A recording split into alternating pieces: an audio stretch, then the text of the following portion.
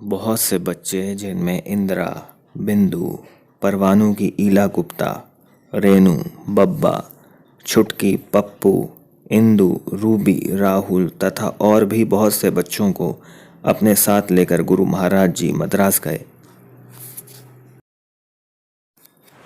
सभी लोग मौज मस्ती के लिए समुद्र के किनारे पर गए।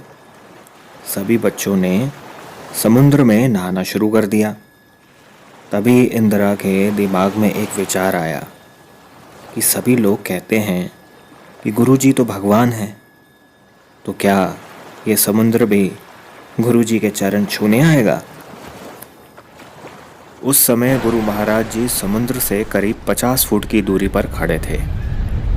इंदिरा जी के दिमाग में आते ही एक ऊंची लहर उठी और लगभग 50 फुट से अधिक की दूरी तय कर गुरु महाराज जी के चरण छूकर आगे निकल गई और गुरु महाराज जी के टखनों को भिगोती हुई वापस चली गई। फिर कोई दूसरी लहर वहां तक नहीं पहुंची, जबकि सभी लोग वहां पर करीब 1 घंटा और रुके थे। ये तो विश्वास है कि ऐसा अचानक नहीं हुआ था। विचार भगवान की इच्छा से ही दिमाग में आते हैं और समुद्र भगवान का ही एक अंश है। गुरु महाराज जी और भगवान एक ही हैं।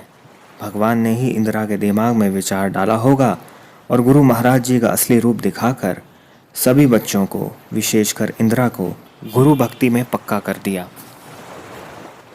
समुद्र ने गुरु महाराज जी के चरण छूकर इन बातों को साबित कर दिया। समुद्र ने इंदिरा के दिल की बात सुन ली थी, गुरु महाराज जी की सत्यता साबित की। गुरु महाराज जी और भगवान में विश्वास के प्रति जिज्ञासु लोगों के मन को मजबूती प्रदान की।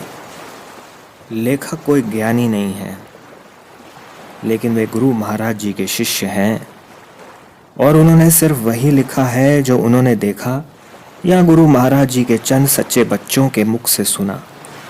लेखक उस सच्चाई और ज्ञान से परिपूर्ण है जो उन्हें गुरु महाराज जी से प्राप्त हुआ। ये ना तो कोई कहानी है और ना ही कोई मिथ्या कथा।